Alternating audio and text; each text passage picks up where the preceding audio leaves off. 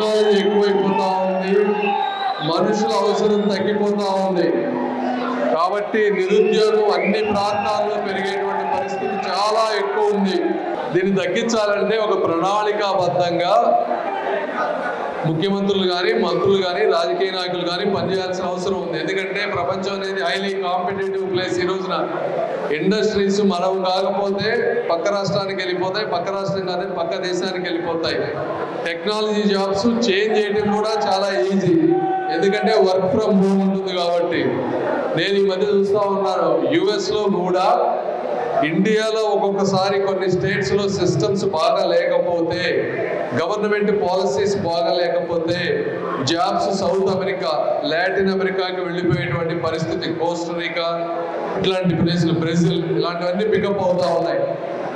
కాబట్టి నాయకులు అనేవాళ్ళు చాలా ప్రోయాక్టివ్గా ఉండాలి. వెళ్ళి సంస్థలో ఉన్న వాళ్ళతో మాట్లాడి మనం బతిమలాడి తెచ్చుకోవాల్సిందే తప్పించి మన ఇంట్లో మనం జగన్మోహన్ రెడ్డి గారి లాగా కూర్చుంటే ఎవడో వచ్చి ఒక్క సంస్థ కూడా పెట్టడు. కాబట్టి మీరు ఈ లాస్ట్ 5 సంవత్సరాల్లో జగన్మోహన్ రెడ్డి గారు కానీ, ఆయన ఐటీ శాఖ మంత్రి కానీ, వీలైతే ఇంకొక మంత్రి కానీ వెళ్ళి ఒక్క ఇండస్ట్రీని కూడా తెచ్చినటువంటి పాపాన పోలేదు. ఎందుకంటే ఆయన ఉద్దేశంలో ఇవన్నీ అవసరం లేదు, 4 డబ్బులు ఇస్తా, బటన్ నొక్కితే సరిపోతే గెలిచిపోతాను అనుకుంటా ఉన్నారు. బట్ ఇదేమైందంటే చంద్రబాబు నాయుడు గారు గత 5 సంవత్సరాల్లో వర్క్ చేసి దాదాపుగా 120 ఇండస్ట్రీస్ని అమరావతిలో తీసుకురావడానికి ప్లాన్ చేశారు.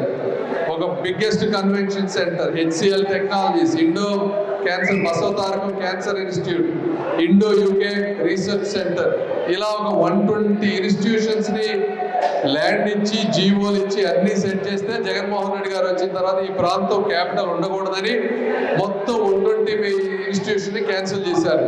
అందుకని ఈరోజు ఇంతటి నిరుద్యోగం ఉంది. నేను చెప్పేది ఏంటంటే, నేను రాగానే 6 నెలల్లోనూ 1 ఇయర్లోనూ అద్భుతాలు సృష్టించేస్తాం, మీ అందరికీ ఉద్యోగాలు తెప్పిస్తున్నానని నేను చెప్పలేను. కానీ అయితే ఎవరు కష్టపడనంతగా మీకోసం కష్టపడి నీతి నిజాయితీతో మనస్ఫూర్తిగా ఈ ప్రాంతంలో మీ అందరి జీవితాల్లో మంచి మార్పు తీసుకొచ్చే విధంగా నేను కృషి చేస్తానని తెలియజేస్తూ సెలవు తీసుకుంటున్నాను. Thank you.